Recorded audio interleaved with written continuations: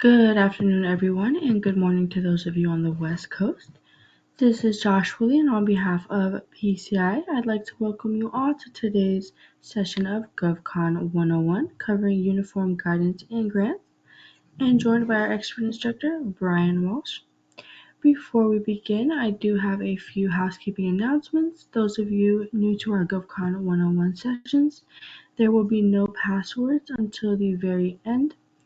Make sure you are tuned in and listening closely to the material. We will accept questions throughout the session, but we won't answer them until the conclusion of the slides as well. So make sure you guys send any questions you have. We'll be more than happy to handle them at the end. Thank you so much for joining, and I will hand it over to Brian. Hi, thank you, Josh, really. And happy June 17th, all. Can't believe it's the middle of June already. Kids are off of school. So I'm not sure if any will get home today. As if you hear something crazy in the background, that might be them returning from camp. But no promises that you won't hear someone scream at some point. That being said, welcome to Government Contracts 101, Uniform Guidance and Grants. My name is Brian Walsh. I'm a partner at Wiley, formerly known as Wiley. Well, still technically Wiley Ryan, but I guess we go by Wiley now. And I'm a government contracts and procurement partner, and obviously covers grants a lot more as well recently. Unfortunately, a lot of times when we get clients related to grants or come to us grant questions, it's when something's already gone wrong. But we're going to talk about the whole grant life cycle today. From what are even grants to the important part for a lot of people is how do I get them, or at least where can I look for them. Then generally compliance under the super circular, which is the uniform guidance, also known as the super circular, because the uniform guidance replaced all the other circulars and put them all in one place. Then we'll look at the federal grant compliance and enforcement environment. Who's getting in trouble for what, or what kind of trends there are over the last 10 or so years in the area of grants, some case studies along those lines. And then lastly, we'll cover, mitigation risk strategies, sort of best practices so that you can avoid being a case study in a future, government contracts / grants, webinar, seminar, whatever. So with that, let's get started. We have a bunch of slides today. We'll do questions at the end if there are any. And if they're not, then I'll just assume it was an amazing job. So what are grants? Well, we'll go back a little history lesson. So the Federal Grant and Cooperative Agreement Act of 1977, that's really where the definition that we most often use of what the difference between grants, contracts, and cooperative agreements stems from. Under the Act, grants agencies are required to award a federal grant when the goal is to carry out a public purpose without much involvement by the state or local government. So a public purpose might be bettering the roads, or drug abuse intervention, something along those lines. It's something that helps the public, but that's not something that's directly benefiting the government. You'd say, well, it benefits the government if there's less drug addicts. Yes, but that's an indirect benefit. The point here is to money that will be going from the federal government to a recipient, which could be a state or local government as well as a private entity, to do a public purpose, where the government, the state, local, or other government is not, or the federal government is not, involved too much. Contracts in the performance, let's just say. Obviously, in the oversight, they're going to be involved. Contracts agencies are required to use a procurement contract when the goal of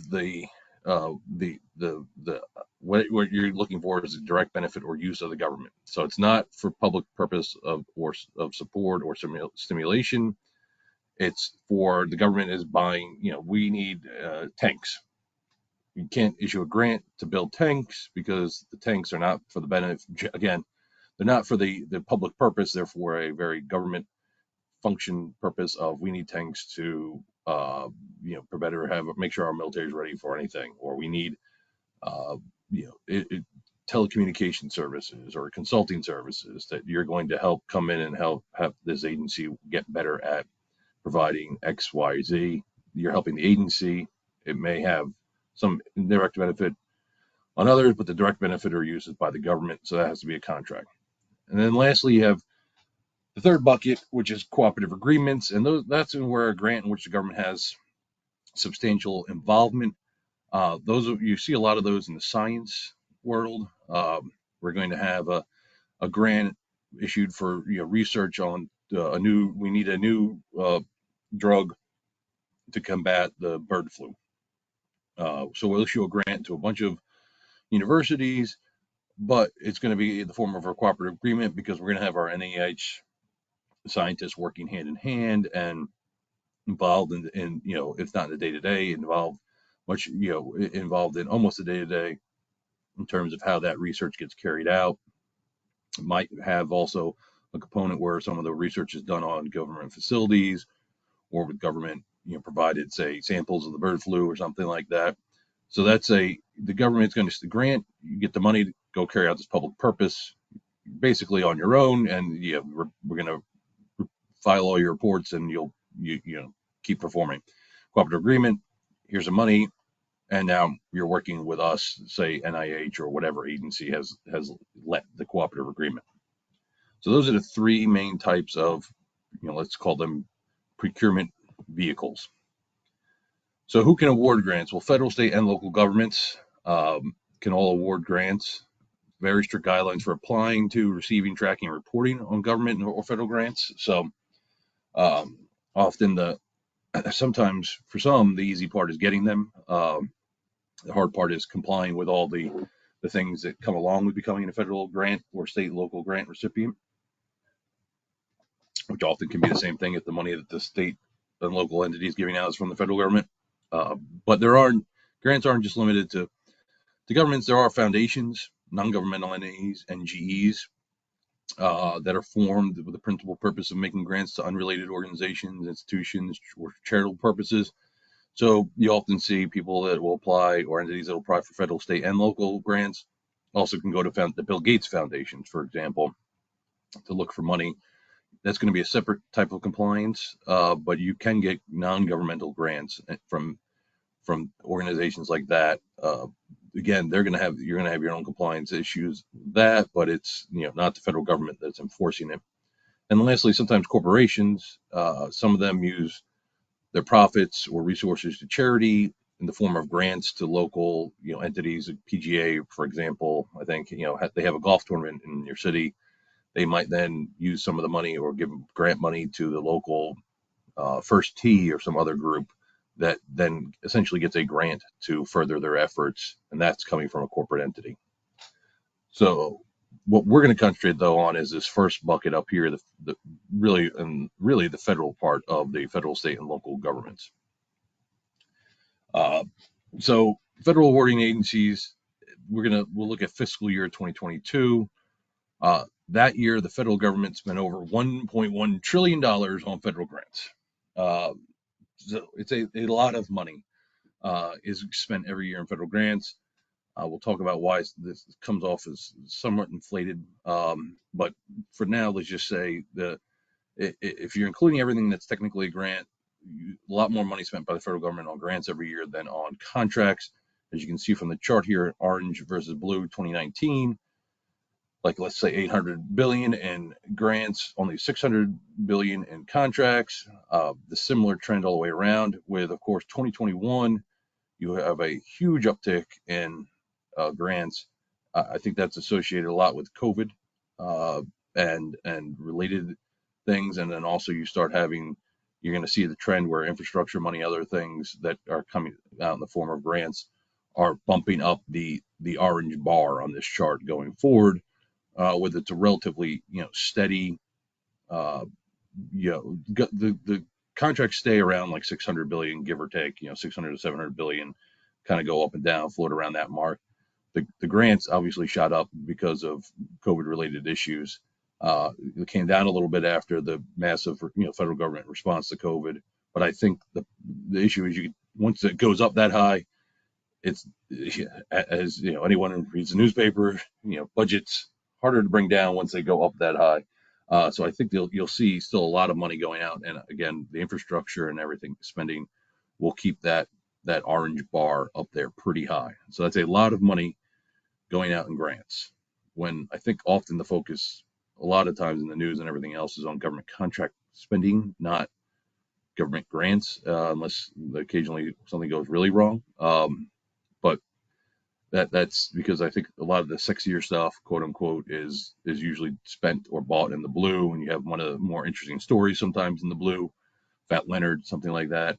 The orange though is where a lot of the money is, and when we talk about later, we've seen a lot more enforcement in that area because of how much money is going out there. Uh, so again, this chart goes over who gives out the grants in terms of how much, and you'll see it's the first bullet is a little deceiving because 740.2 billion. HHS is always going to be in the lead for the most part because of the money that their bucket includes Medicare and Medicaid funds that go out in that those are technically grants. So they're always super inflated. They're not necessarily always this inflated, but I think in part, again, fiscal year 2022, you had some COVID related stuff still in there. But the big thing is what drives up that orange line beyond just what you would think of as your typical grant to say run a homeless shelter or something like that is also every year that all that money that's going out to the state and local through HHS in the form of the Medicare Medicaid type payments that gets counted as grants. So it inflates the amount of grants, the grant number in a way. It's not artificial per se because they are technically grants, but it is a little deceiving sometimes when you talk about how much more money gets spent on grants. I think if you take that out and want to look at it as more apples to apples, to the extent you can, or more of an apple to orange without the banana, calling the Medicaid and Medicaid money the bananas, I guess. It's probably closer to equal, but it's still a lot of money, and HHS is the largest agency almost every year. Department of Transportation, a very large grant awarding agency. Obviously, that is bridges, roads, other efforts like that. A lot of money goes out there. Ed, Department of Education, not surprising. And then you go down the list, and it's interesting to see. At least I find it interesting. Some of the higher agencies here: USDA, Ed, USAID, they might be higher on grants and then lower on contracts. Where you have the Department of Defense down here at 9.1 billion, only 9.1 billion, which is a lot of money, but it's not a lot of money when you think about how much the Department of Defense spends. But again, the nature of what the Department of Defense needs and does doesn't necessarily lead to a public purpose. A lot of it is necessarily just for the needs of the government.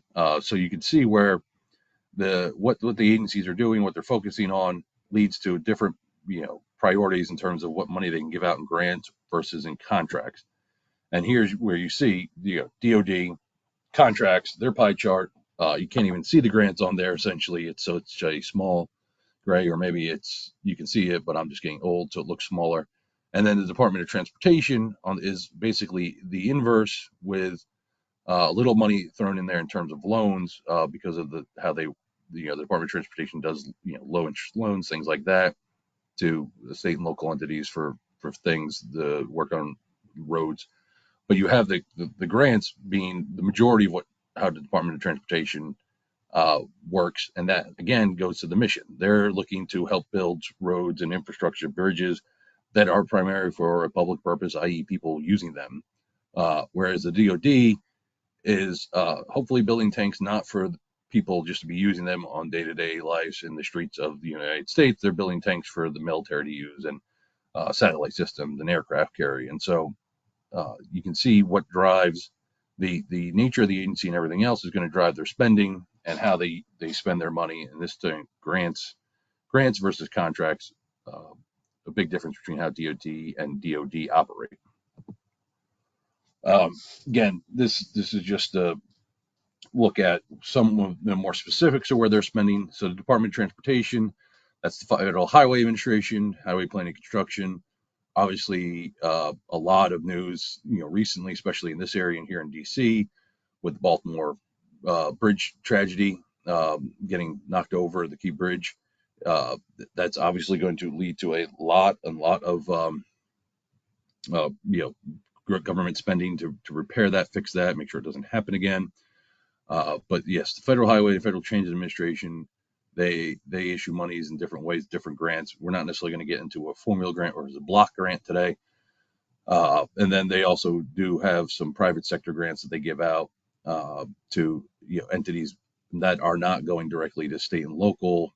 A lot of Department of Transportation money will go to a state and local entity that will then subgrant it to a private sector. Sometimes the Department of Transportation will directly issue grants to private sector companies versus going through some of these other more formulaic things that are dictated by Congress on how they have to give out money into what states.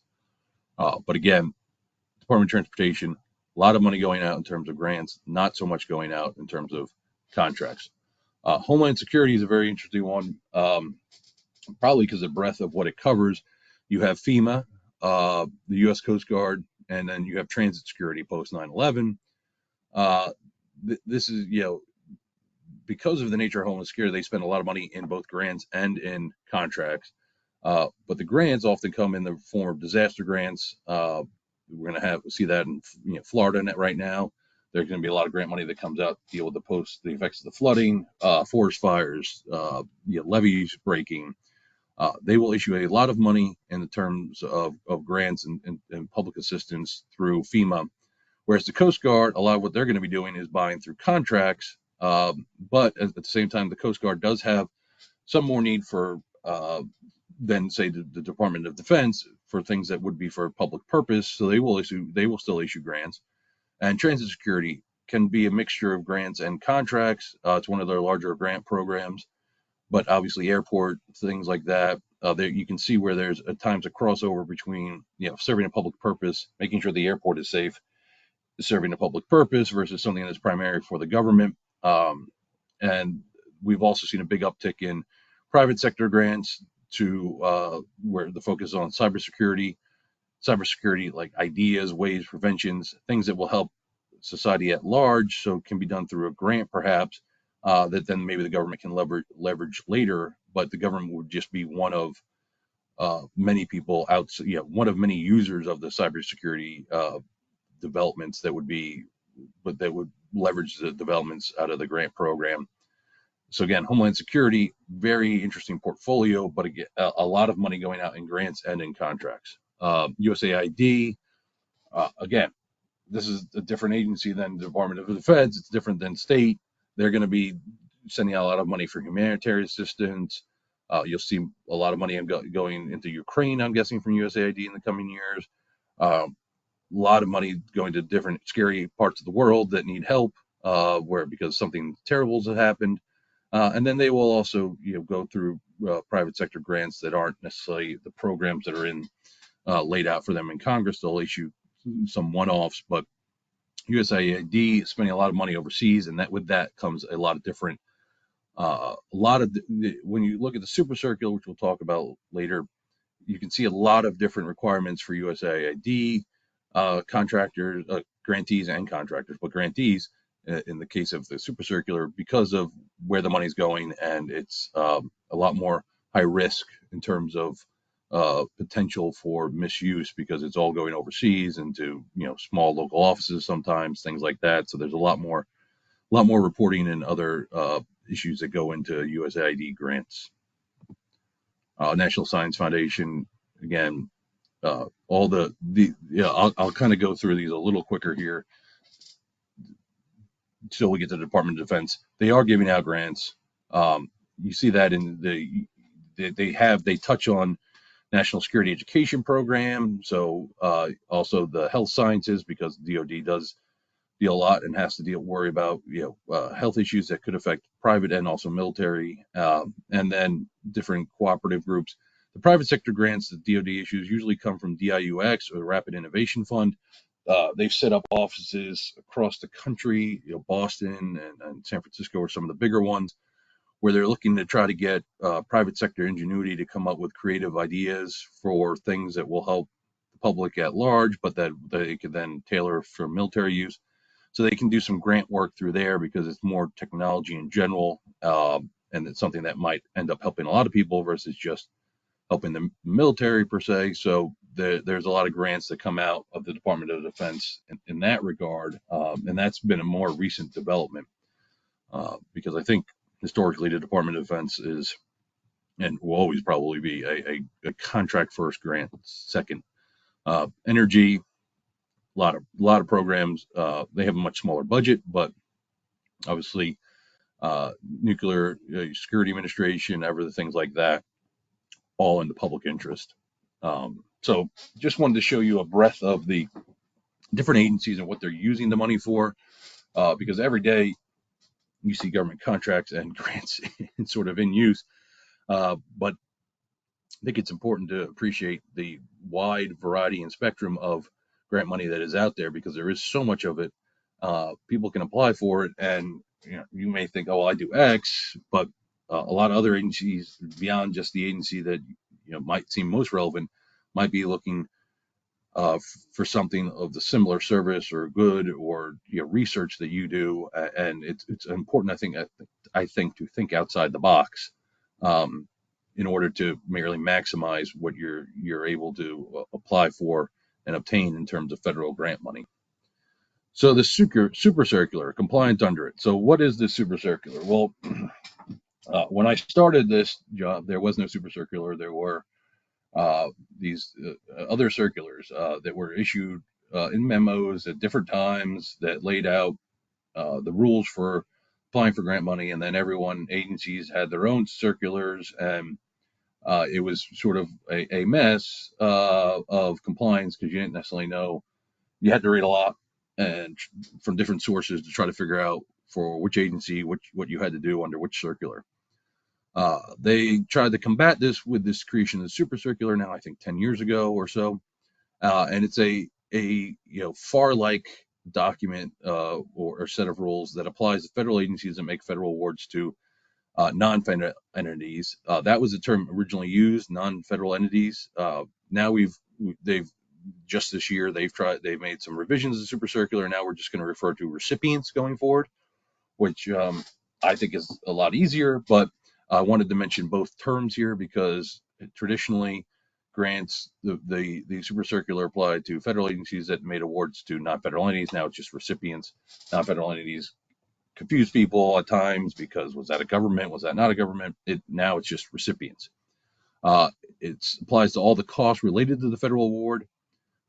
You have to comply with the super circular regardless of whether you're a recipient or a subrecipient of a federal award. So if the federal money goes from the transportation, DOT to the Florida Highway Administration, if that's even an agency, but let's just say it is for this hypothetical, and then you get a grant from the Florida Highway Administration, you're now a federal subrecipient and you have to comply with the super circular. And that goes to the last bullet. Terms and conditions of the federal awards are going to flow down to subawards to subrecipients unless there's something in the guidance that says otherwise. But the general assumption is if you're a federal subawardee of a grant or subrecipient of a grant, you're going to be complying with the super circular. That is, again, now a one FAR-like document or set of rules that apply to the running of grants. I will note, these are the subparts of the super circular, and this chart lists, what's applicable to or what it's not applicable to. I'll also note that all the agencies, a lot of agencies have their own amendments or supplements to the super circular.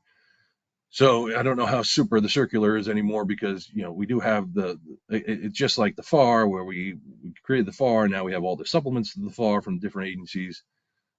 We now also have the supplements to the super circular, but at least it's one unified place to start looking before you then have to look at, depending on what agency, if there's any supplements, that might impact you depending on what grant you get. So subpart A acronym is like definitions and just the administrative stuff, and subpart B that's applicable to everything. Then you can start seeing where there's some differences here. Post award requirements are all the same. The cost principles, that's the big one. That's the one that you could have a 3-day course on in itself probably. Those cost principles are going to be applicable to grants and cooperative agreements, and cost reimbursable contract subcontracts that get issued under a grant, but they're not going to be applicable to fixed award amounts, federal awards to hospitals, loans, subsidy agreements, other things, and cooperative agreements or grants for food commodities. So depending on what exactly you get, the cost principles may or may not apply, but generally, for the most part, the grant you're probably getting is probably going to have to apply with the cost principles, which again is I would say the big one that scares people. So just to walk through this at a higher level, the administrative changes, this has subparts B through D. They talk about the requirements for what you have to set up to before you make a award, before what you have to do before the award is made, and then it imposes those things on similar requirements on non-federal entities, recipients in the federal award space. So if you're gonna, what the federal agency has to do before it makes an award, and/or if you're the recipient and you're making an award, what you have to do before you make a sub award or choose sub-recipients. Talks about conflicts of interest in subparts B through D. There's some of the big issues. Mandatory disclosures are required for recipients. If you violate federal criminal law, it's slightly different than the mandatory disclosure for contractors, but there is a mandatory disclosure in the super circular for grant recipients. You're going to have to disclose if you've committed bribery, fraud that affected the award. But it's different. This applies, again, to this whole thing applies to new and additional increment funding of pre-existing awards after December 26, 2014. So all of this, the mandatory disclosure, if you had a grant that was somehow still going from December of 2013, you might not have a mandatory disclosure requirement. But at this point now, nearly 10 years later, which makes me feel old, the sunset provision and when this applied to seems to be pretty set. The funding notice requirements that come in subpart C, you need to announce. You have the rules for announcing that there's funding coming. Notice of funding announcements, NOFAs sometimes they're called, and how the application process is going to be going, and which instrument you should be picking as a federal awarding agency. They wanted to make sure that all the agencies, to the extent possible, were it was a standardized information, standardized sections, so it wasn't just sort of the Wild West where one agency might put a lot of information in, but not necessarily have clear instructions, versus others might have very limited information on what the grant's actually for, but very clear instructions for how to apply to it if you thought maybe you could do it. They've tried to standardize that. I think that has been one of the best things in terms of it is a lot easier in my view now to, when you look for grant opportunities or find NOFAs online or something like that, at least I find it generally pretty standard that you can figure out if it's something you're eligible to submit on, and if so, what you have to do to actually submit an application. There is a requirement in the super circular to review information through different sources to make sure that someone's actually eligible for to receive federal funding. That includes, looking at the same exclusions and FAPIS, which is, the Federal Past Performance Database, and to make sure that there's no do not pay designation against you in any of these government-wide financial integrity systems. That's, again, looking to make sure to try to control fraud and risk on the front end before an award gets made, versus on the back end once it's already, you've given some money to a financially risky situation, and now you have to go track it down if you can find it. To do this, part of this is if you make it through the checking list in terms of you're not excluded on SAM or something like that, that doesn't mean the agency is just supposed to say, all right, well, that means they're good to award to. They're still supposed to assess financial risk before releasing federal funds, because again, with grants, unlike contracts, grants you get the money up front and then perform unlike contracts where you're submitting invoices and collecting money, here the money's going out up front. The government wants to make sure, and the super circular wants to ensure agencies are doing smart things with the money. So agencies are supposed to assess whether an applicant for a federal grant is financially stable, whether or not they have management systems in place, if there's any findings or reports, audit reports, what's their past performance like, and other issues are do they have the actual ability to perform the requirements of the grant or what they're saying they're going to do. That's all supposed to be assessed up front. It's sort of like a responsibility determination. But again, uh, that before the money goes out, the super circular wants federal agencies to make sure that it's going to someone who's likely going to be able to, one, not only perform, but two, track and make sure that the money is spent where it's supposed to be being spent, and that's on the grant, not on something else. Um, there are a lot of required certifications that go through out that the process of once you get a grant. Annual fiscal reports or vouchers requesting payment. You have to, cost allocation plans or final and direct rate proposals. That's the and nonprofit organizations, they have to certify every report that they don't meet the definition of a major nonprofit, because that would switch some of the requirements and what they might or might not be eligible for.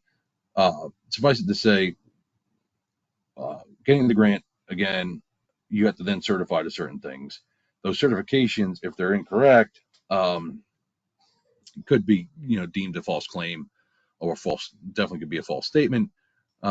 So a lot of this requires really digging in and making sure that you know what you're doing, and before you submit these certifications. But the thing that I think the super circular has done a good job is sort of unifying these across agencies. And again, with the caveat, agencies have added through supplements. And so there are, other reports, other things that certifications you have to make. They may be tailored, but at least you generally know, okay, these are the types of reports according to the super circular or certifications that I'm going to have to be making if I'm a grantee. One big thing that the super circular is focused on is making sure that we have a sort of a unified guidance on what proper internal controls are, internal controls over the federal award money, so that we know ahead of time that you're supposed to maintain improper internal controls, so that we know that the money is getting managed the right way and consistent with federal statutes and the terms and conditions of the award. The leading practice is to be in line with COSO, or the Standards for International Control in the federal government. Part of that is requiring establishing a compliance monitoring process. Part of that process should be noting that you're going to take prompt corrective action when there's non-compliance identified in any audit findings, and taking protective measures to protect sensitive data, having some systems in place so that things that you get from the government as part of your grant making process can't just be hacked. A lot, there might be private information, there might be sensitive program information, data that we don't want getting leaked. So making sure you have a system in place that will defend and protect not only the money but the information. That's all part of the internal controls that the super circular stresses. And again, this attempts to lay out general standards that everyone should be following, so that there's some uniformity across the board. There used to be I'd say pre-super circular, there was a rules-based approach, like you must do X, Y, Z. You have to have, check the box that you're doing X, Y, or Z. The super circulars, that was, I think, daunting, especially for smaller grantees in some situations, or new entrants to the federal, becoming a federal recipient of money.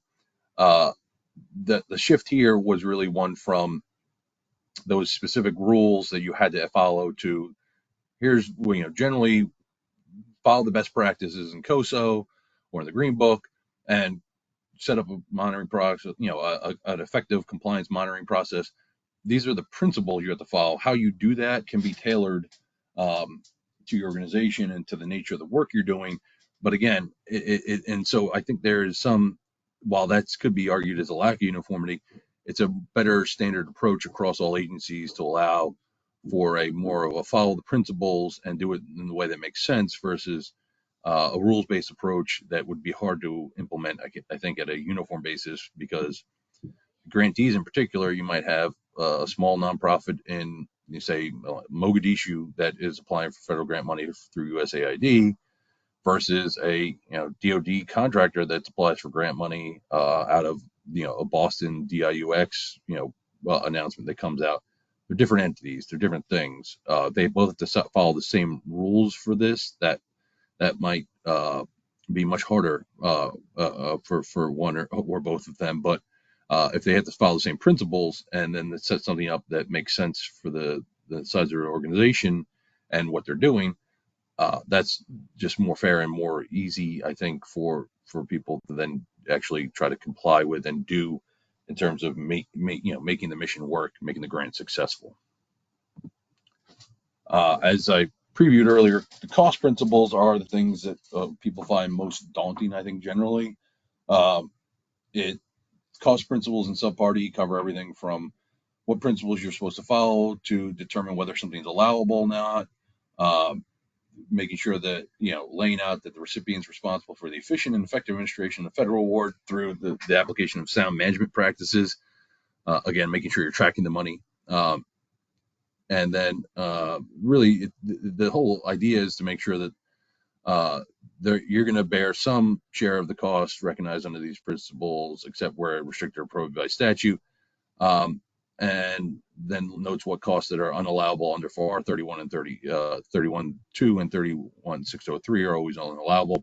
Lays out what's unallowable, incorporating some of the FAR standards. So in an effort to sort of make it clear what's allowable, what's not, referencing the FAR, I think that's helpful. And beyond just the general principles that Subpart E lays out for determining allowable, referencing the FAR for what's unallowable. There's still gray area in between, and that's where often consultants or lawyers get involved. But I think generally this has made it easier.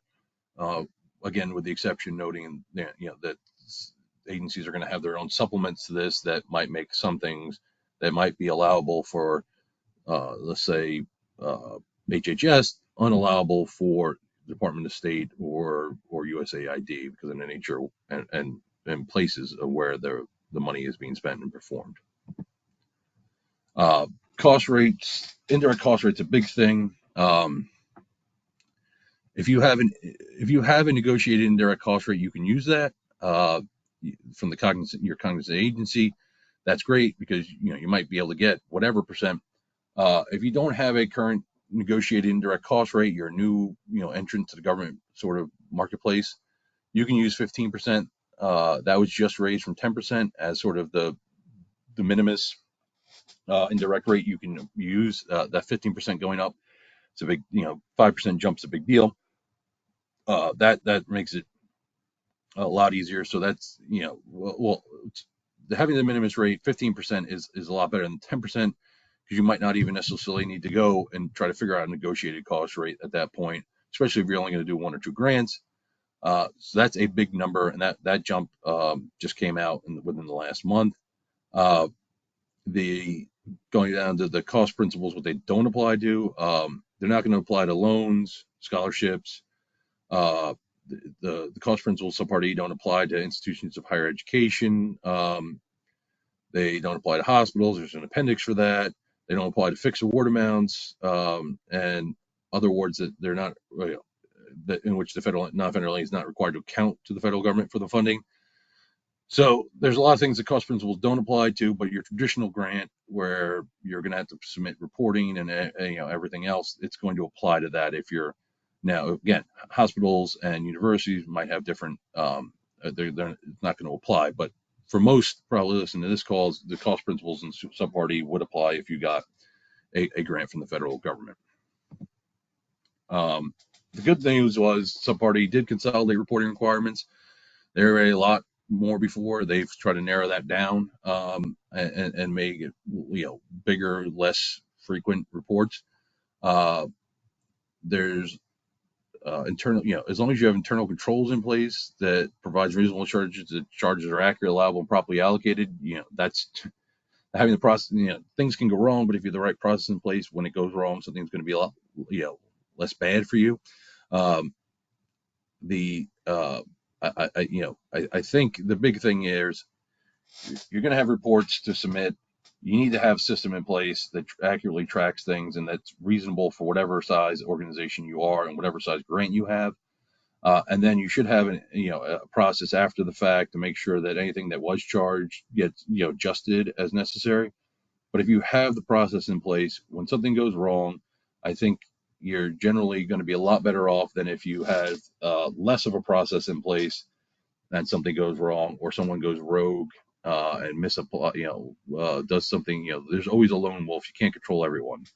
But if you can follow and try to make sure that you have, you get your reporting requirements in, you follow what they are, and that you have some sort of system in place that is, aimed at being able to provide the accurate information in those reports, that more often than not, you'll have a better outcome if there is something that goes wrong. Subpart F then, this is the policies and procedures for audit requirements. Going to set, they want, again, setting standards, not rules necessarily, for obtaining consistency for the audit of non-federal entities or again, recipients expending federal awards, and when that should pass through to below the first tier. There's the big thing here is a single audit or program specific audit. It's not the requirement threshold has just increased from 750,000 to 1 million in federal awards during the fiscal year. So if you're an entity that gets receives $100,000 award, and that's the only federal award you have, you're not going to have to do the single audit. You're exempt if you're under 1 million.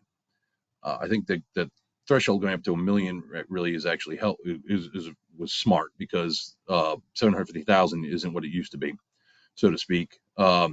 So now you don't have to pay an outside source to come in and do an audit of you if you're getting less than 1 million, unless there's a program specific requirement and that you've bought into, by getting the grant, a program specific audit that may apply. But otherwise, the single audit requirement is only for entities that get over $1 million in awards each year. The due date of the single audit has not changed. It's 9 months at the end of the audit period or 30 calendar days after receipt of the auditor's report. That's when you have to submit it. We're going to, the audit report contents remain unchanged, for now, and they're going to go through the Federal Audit Clearinghouse. You're going to have your CFA, your financial statements, summary of any prior findings and whether or not the corrective actions have taken place. Again, this is a big deal for entities that get involved and get large grants now, 1 million or more, or get collectively 1 million or more from the federal government, because now you have to submit, a single audit report every year. There's payment, there's costs involved. That some of that can maybe go to that 15% or whatever you have in terms of rate.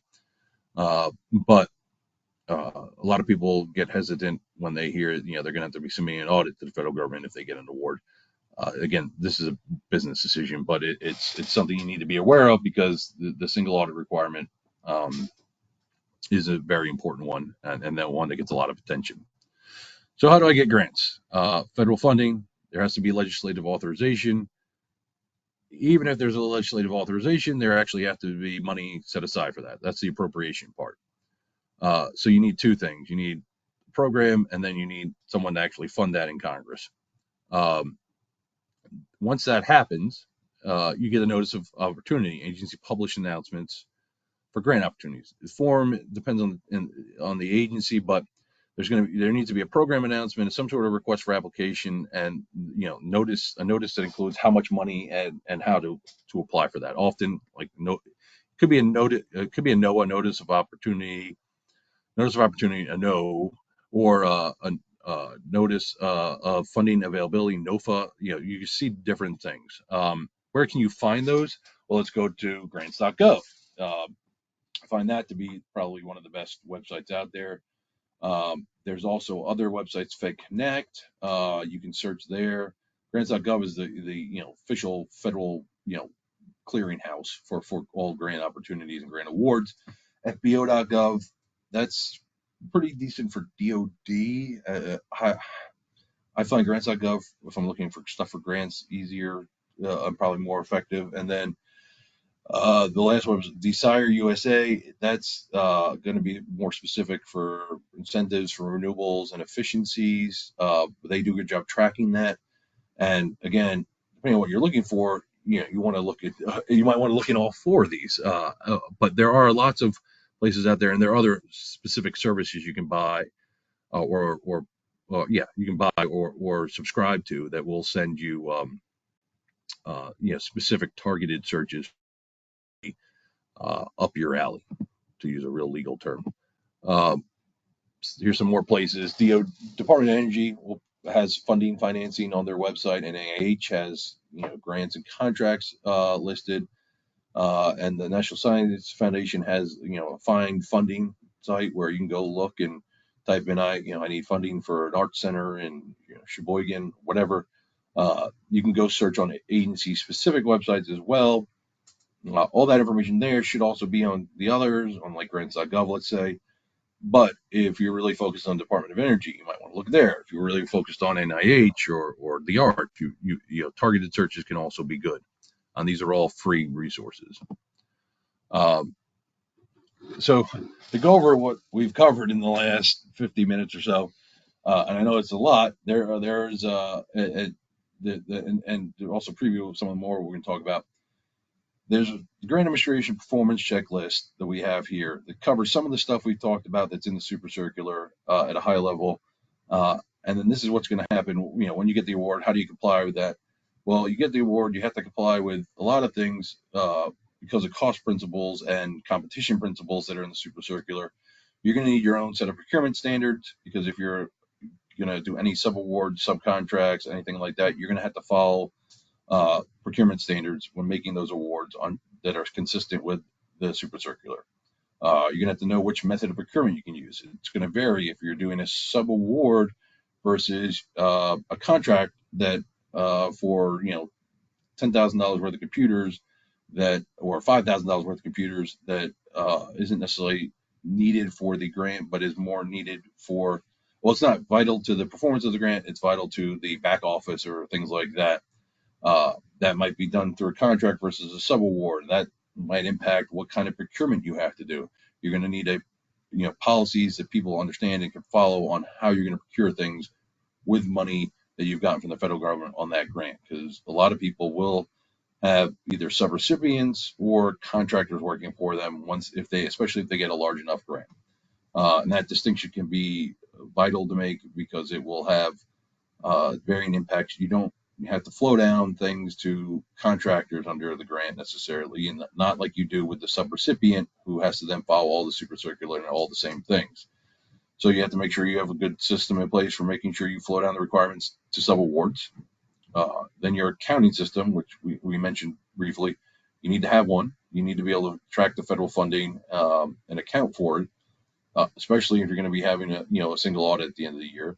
The internal controls are important. Make sure that for example, that the only person, the CEO person looking at the money, there's not someone else who has a direct report to, say, the CFO, or depending on your organization, the founder and the one person who helps. You might need a third person. You might need a third person to get in there to help, who doesn't have direct reporting to the other co-founder, to make sure that you have a good internal control system, because internal controls that are the only person reviewing the final person is someone who actually also directly reports to that person. That's often frowned upon.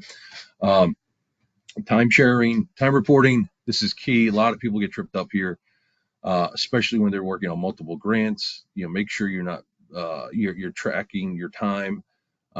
Again, this can be done on Excel spreadsheets, but if you have an actual time reporting system, that's probably going to be better and easier to actually keep track of in real time, which can be important if there's questions later or any other issues. Cost sharing, that's often where you might have to pay for part of the performance of the grant yourself with non-grant funds, making sure you're tracking how much you've spent and accurately recording that. You're invoicing. You okay. Here comes. We need payment number two. Make sure that you're not, you're accurately invoicing that. Any real property you may get as part of the grant, making sure that you're monitoring that, making sure you know where it is.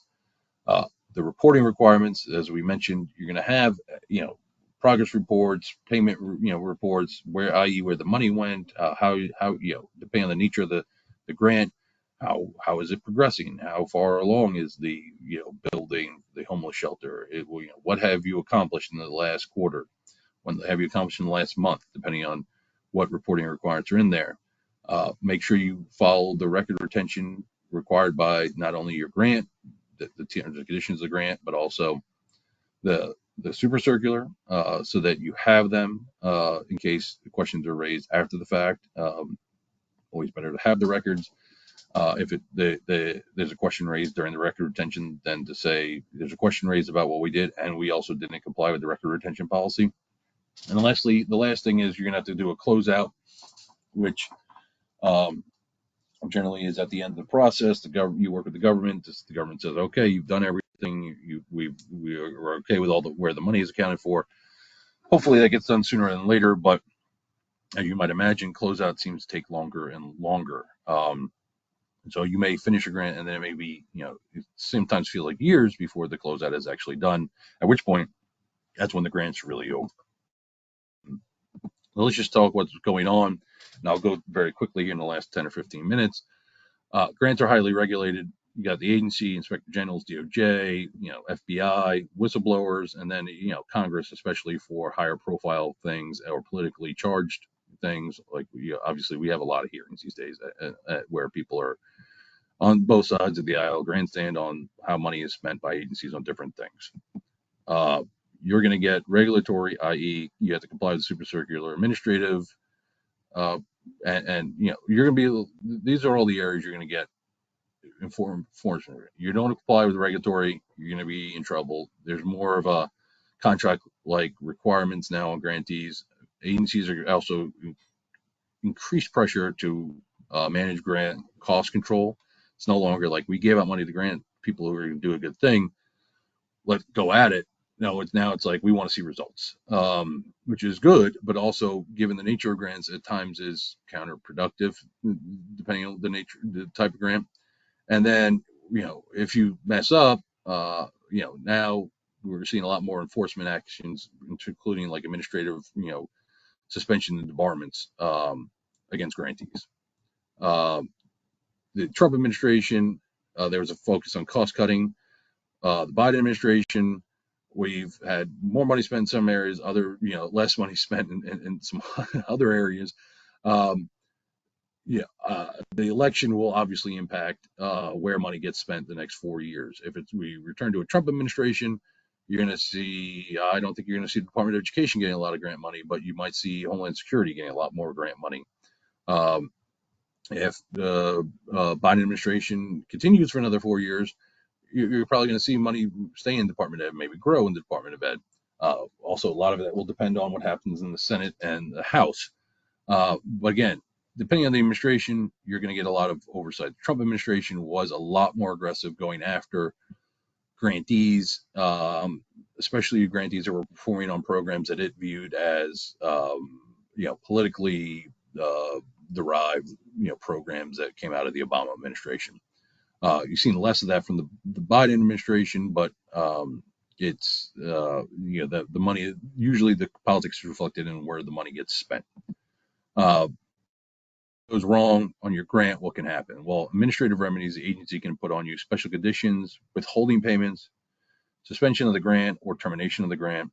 And then there's the civil and criminal remedies that are, usually involve getting someone outside the agency to look at you, like the Department of Justice. And then finally, they can try to exclude you from granting grants going forward. What is a special condition? Well, a special condition is something goes wrong while you're doing the grant. You failed to comply with, some reporting requirement. You screwed up how you spent some of the money, or you actually weren't doing a good job of performing. But the agency thinks you can save yourself, or might be able to save yourself. So instead of, getting rid of you, they send you a note to say you can continue, but only if you do X, Y, and Z, these special conditions. Well, the first one is a really tough one for reimbursement as opposed to advance payment. You're not performing, you're not doing well, you misspent money. From now on, usually this is if you misspent money. So from now on, instead of getting the money up front, like you usually do for grants, before you get the money, you get the money before you perform, and usually in segments or yearly or different periods. Here, you're not going to get the money. You got to go perform the grant, and then when you're done, submit for reimbursement like it would be in a contract. Well, a lot of entities can't afford to do that. Sometimes it'll be, okay, we're not going to let you move forward with the next increment, and therefore not going to let you move forward with getting paid for the next increment until we approve that. That could be done for performance issues or for payment issues or compliance issues. Or they might tell you got to go out and hire someone to help you. Or we're going to get more involved, and before you buy toilet paper, you have to get approval. Again, these are more and more administrative burdens, but it's better than losing the grant in a lot of cases, though the first one is really pretty draconian for some entities, recipients that don't have a lot of cash. The agency can withhold or disallow payments. Withholding is again, they're not giving you money going forward. Disallowance, they could say that money you spent wrongly, and they ask for it back. That's a problem because a lot of times grantees have spent the money and they don't have the money to pay it back. But again, a disallowance and a withholding can both be done. So they might cut off your money until you get in compliance, or return some money which you don't have anymore, which can again be a big problem. This is why compliance with the cost principles is so key. And then they can also suspend award performance, like, hey, until you fix this, you can't do anything more. You can't incur costs during this period. That's really problematic for grantees, especially if they've leased or facility or something like that to perform the grant. So again, avoiding these things is probably, by complying with everything in Super Circular, is key, because even if they don't terminate, you can have that essential effect. This is, again, and termination is the most drastic remedy. Usually this happens after you've, fool me once, shame on, me, fool me twice, the George Bush quote, and I can never get right his misquote of it. But, so that just makes me feel, brilliant today. But at any rate, usually it's a second or third strike, you're out situation. You then at that point get a notice of termination. You get to, appeal, but or object. You can fight that, but it's going to, then you're going to get terminated, and then it's going to go into FAPIS, and you're going to have to report it that you've been, you had a thing terminated. So that's really bad, and it's reserved, usually again for, unless you've had a major issue. You've had to have at least 2 or 3 pretty bad issues. Government will come after you for False Claims Act. There was $2.5 billion recovered in settlements. Now again, $1.7 billion of that, just like a lot of the money from HHS is in healthcare, funds that go out in grants. 1.7 to 2.5 also. So really, it's 0.8 billion if False Claims Act related to grants that weren't like Medicare, Medicaid related. But we keep, it's still almost $1 billion in FCA recovery in 2022. We're seeing a lot more grantees going after, because again, it's not just, like the old days, where it was like, oh, they're working for the public good, so we're not going to crush them in with the False Claims Act. No, there's enough oversight now and enough concern about where that money is going that the False Claims Act is a legitimate worry for grantees. False claims prohibits knowingly presenting or causing another to present a false claim for payment. Basically, all of this says you can't submit something that is false knowingly. Again, knowingly is key, as we lead with knowingly in all 3 bullets here. That's going to get you money, or in any way conceals the fact that you might actually owe the government money. So knowingly submitting something that, oh, thank you for the government for the payment, when they've overpaid you. If you submit something that tries to dissuade the government or not steer the government towards the fact that they've overpaid you, that could also be essentially a reverse False Claims Act, which is sometimes what it's called. And you can implicitly certify there is an implicit certification that by not, again, not necessarily making a direct false statement, but you can implicitly certify something and it be considered a false claim. Uh, you don't have to have a specific intent to defraud. The knowledge can be actual knowledge or just deliberate ignorance, reckless disregard. Uh, that's a big deal. I mean, that's usually hard. You can make a mistake and it's not necessarily FCA, but if you're recklessly disregarding the truth, even if you don't have 100% knowledge, you can still be liable for False Claims Act. And the False Claims Act amendments going back again now 15 years. Wow. Broaden the scope. Now it only has to be material to government payment. We've seen a lot of cases about what's material to government paying or not. And that's really where a lot of litigation is now over what is material to the government payment. Is it actually, could it be any of these other, certifying that you're complied with, a vast different number of clauses, either in the super circular or FAR, which ones are actually material to government payment, which ones aren't. How do you get in trouble? Often we see in the grant space, a lot of times these are come through KETAM relators, plaintiffs. KETAM is essentially a situation where the private person acts on behalf of the government, files a lawsuit under seal, says that so-and-so was committing fraud on a grant, and then the government has time to intervene. If the government intervenes, then they open it up, or the government might open up, unseal the case limitedly to talk to the target of the case to investigate it, decide whether or not they want to intervene. Um, these are big deals because private persons can receive up to 30% of the government's recovery. So you file a lawsuit, you don't have to do anything because the government's going to do it. If the government decides to intervene, often companies will settle these False Claims Act cases. The government doesn't decide to intervene. Often the relator plaintiff, the KETAM plaintiff, will end up dropping the case. Sometimes they continue. That complicated, and that's usually because whatever, I don't know. Again, if the government doesn't intervene, then the lawyer and the KETAM plaintiff are covering the cost of everything to go forward. Whereas if the government intervenes, the government's going to do most of the work, and again, likelihood you're going to get a settlement.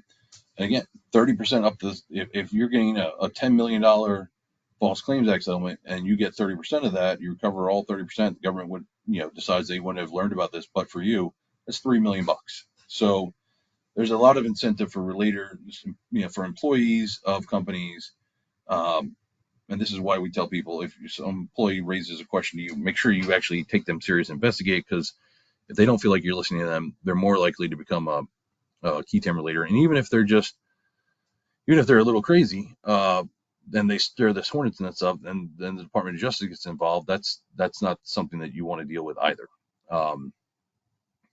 Potential consequences of SCA actions. The government can come after, recover funds back.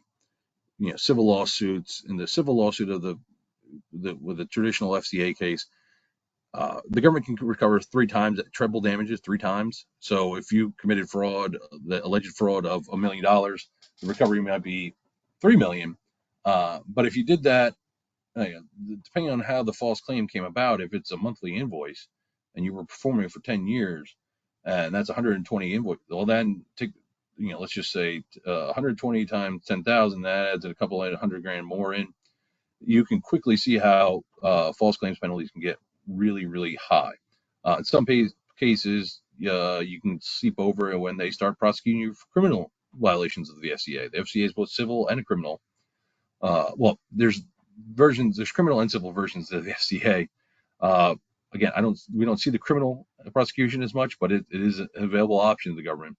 And if you get found, guilty of the FCA, or settle out, if you don't negotiate part of it, you can be subject to suspension and/or debarment. Suspension is temporarily not allowed to get government contracts or awards while they investigate whether or not you should be debarred, which means up to X amount of years you can't do any new work for the federal government. That can be a death knell, especially if the company is either fully or almost fully reliant on government contracts for their business. So there's a lot of things that can go wrong if you're not following um, everything else. The exclusion, just to go into what that is, it's you can be excluded for all covered transactions for lack of present responsibility. That's an offense that indicates a lack of business integrity or business honesty. Um, Obviously, conviction of a fraud, criminal offense it probably falls right into that. As I mentioned, suspension is temporary, debarment is permanent. Agencies have to follow due process. You get a chance to respond. You get to meet with the suspension debarment official. Um, but there is an increase in these matters. But often you can get out with an administrative agreement if you haven't done something horribly wrong, which means that you're going to, again, subject to a lot more oversight at that point, but you're not suspended or debarred, which is key.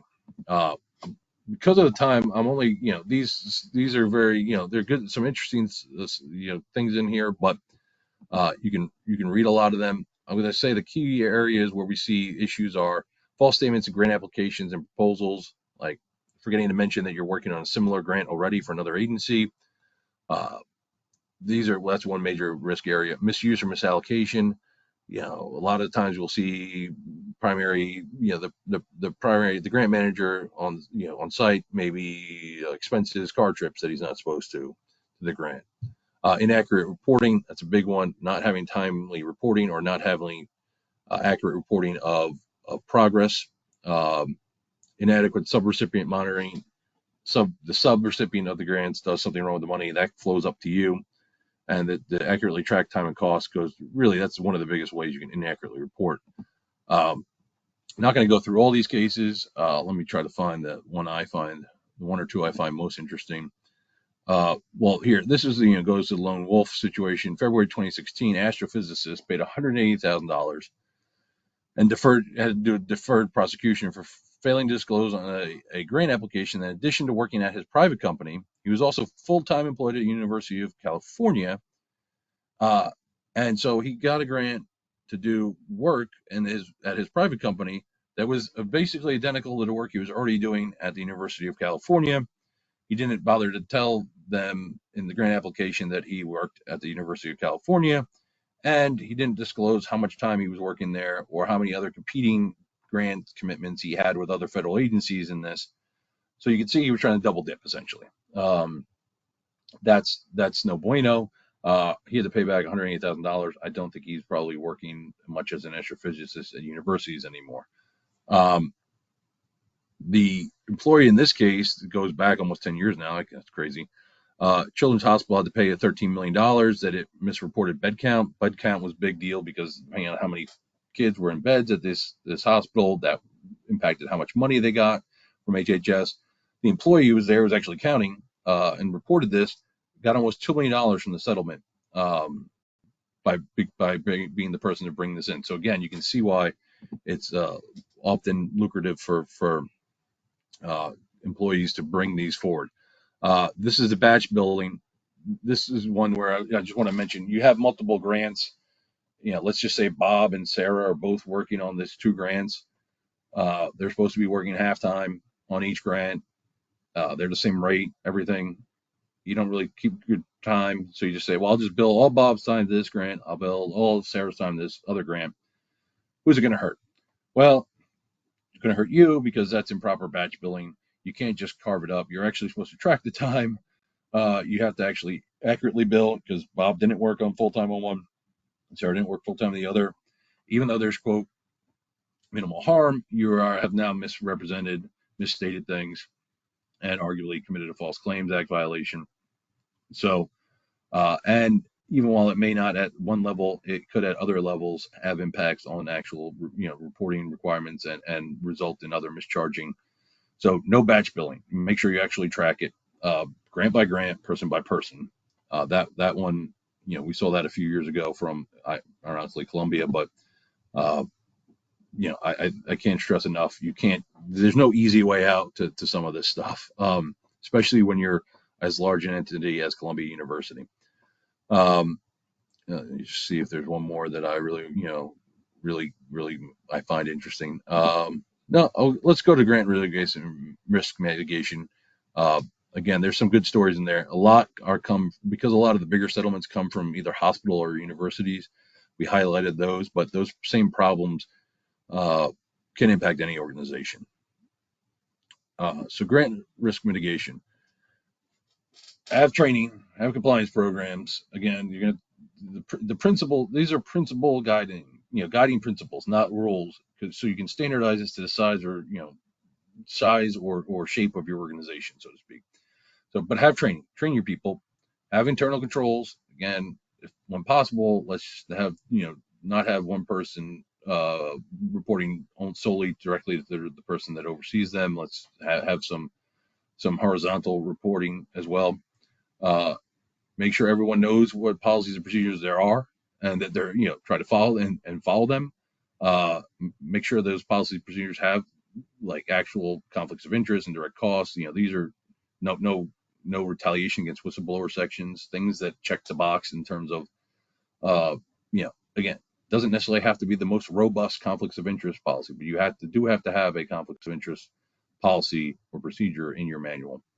Um, Again, the checks and balances, that's going to vary on the size of your team, your organization.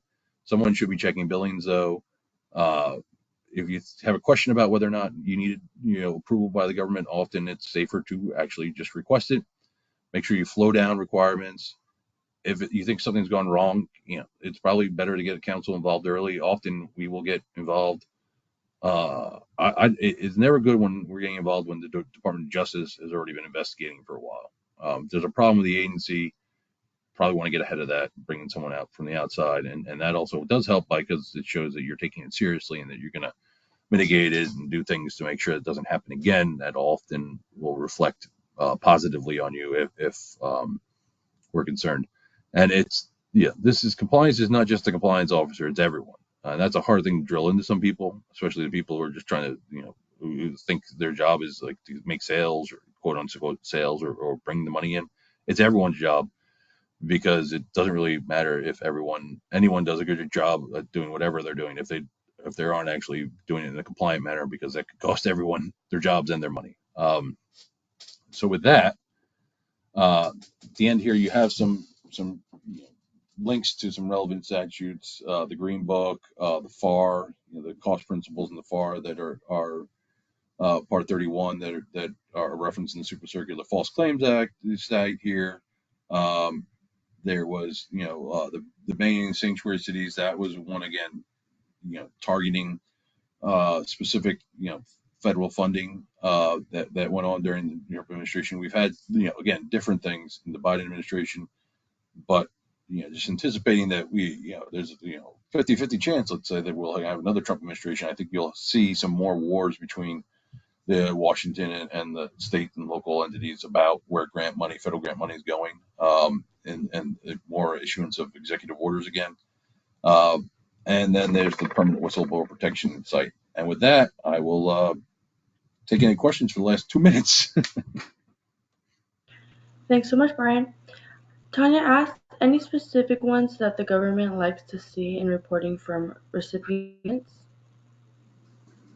Well, they're going to, usually the biggest thing is the cost reporting, making sure that that's usually the biggest one. And then another one is if you actually detect something like you had a misallocation or something like that, reporting that and then noting how you're going to credit it back or something like that as soon as possible is a key strategy, because uh, the government, if you found a one-off mistake, but you're going to credit it back or not, or take less in your next drawdown or something like that, including that in your cost reporting, that's dictated by maybe the terms and conditions of your grant.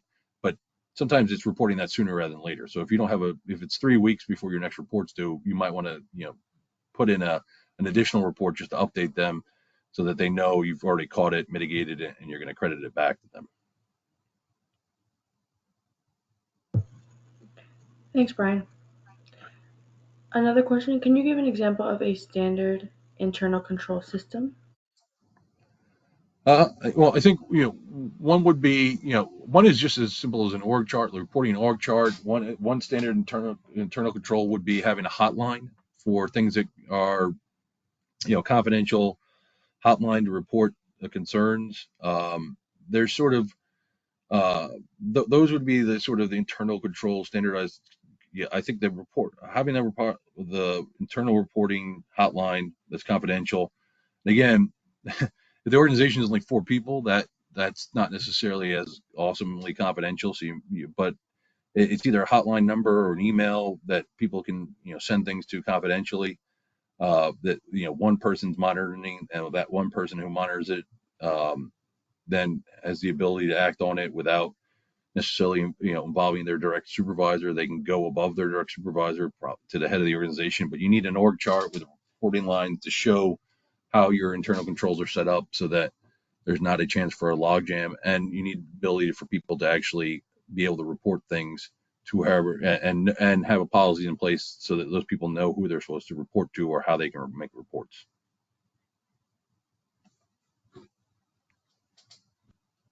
Thanks, Brian.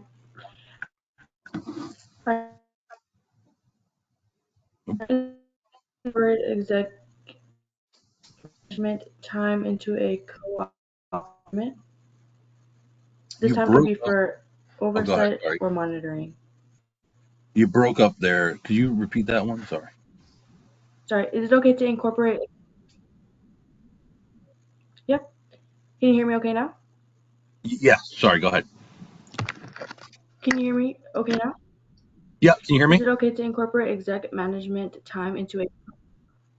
Yeah, can you hear me? Yes. It looks Yes. like there might. Sorry. I think the It looks like question my is, mic might be lagging, but is it okay to incorporate exec management time into a co-op agreement? This time could be for oversight or monitoring. yes, generally yes, but again, sometimes you're going to have to check uh,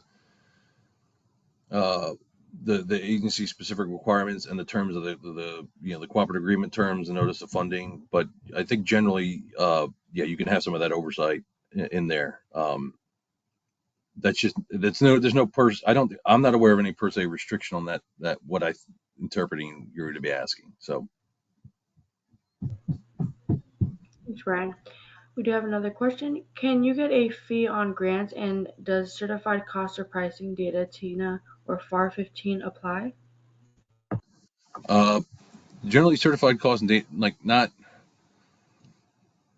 No, generally not, unless again it's asked for specifically. The and the fee generally is the is not is frowned upon. You're going to have the indirect cost rate, and that's it. The fee, unless there's something specifically authorizing it, usually not looking to get fee through the grant. You're looking that overhead negotiated overhead rate, which is now the new de facto floor is 15%. Is usually where you're looking to make you know get money that might not be used specifically on the grant through that means, but not the fee is not again unless it's specially authorized. Usually not. Thanks, Brian. We have a few more questions. Natalie asked, single audit report is excluded for R&D work. So if the grant is for R&D, is there a threshold? No, so I think if the single if you have an R&D grant, you're generally not, and that's the only thing you're generally not going to be required to do the single audit. If you have a R&D grant and then other grants that total over $1 million, then you'll be subject to a single audit, which may or may not, have to include the R&D grant work as part of that audit.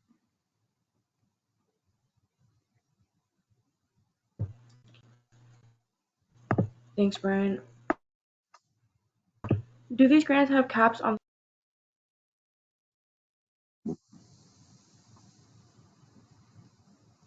Lost you there again. Hold on. I heard Do grants these have, grants have have caps? okay. Yep. Do these grants have caps on the rates we can charge for staff?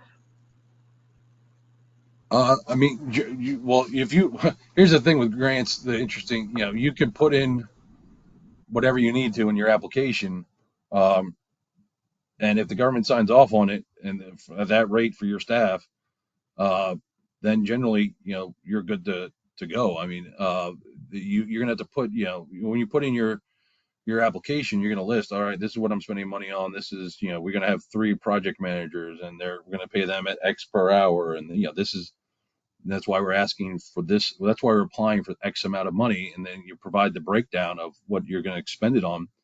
And if the government says, okay, you can pay your guys 30, we'll give you the money. Well, you've told them ahead of time what you're going to spend it on. It is, it's different that way. You're telling the government ahead of time, this is what I'm spending on this, and they sign off, and then they give you the money. Then they anticipate that you spending the money in that regard. And if they signed off on $30 an hour for staff, then it's $30 an hour. Um, so yeah, but part of it is you don't want to make sure that you're not being overly aggressive in terms of what you want to pay your staff, because you want to get the actual grant in the first place.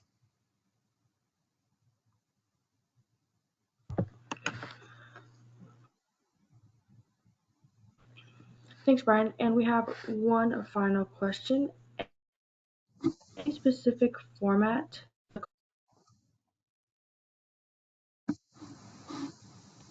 I got any specific format, and then it died out again. I don't.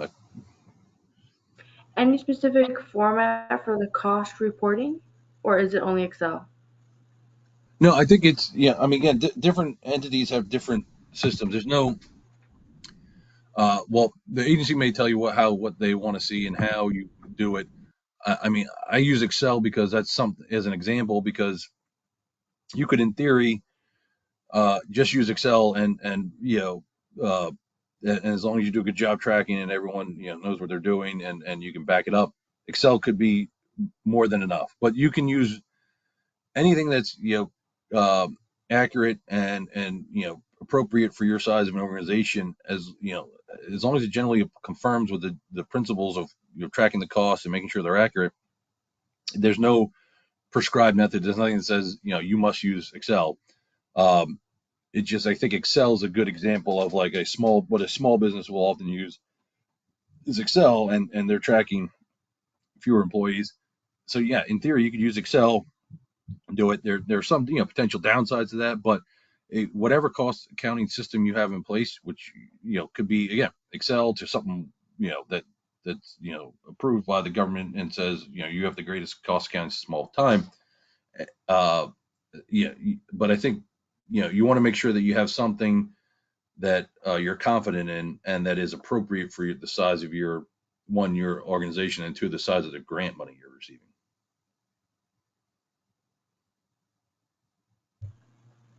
Thanks, If Brian. you I get a think five, no, I was just going to say, if you get a $500 million grant, not only should you be happy, but you probably need something more than Excel at that point.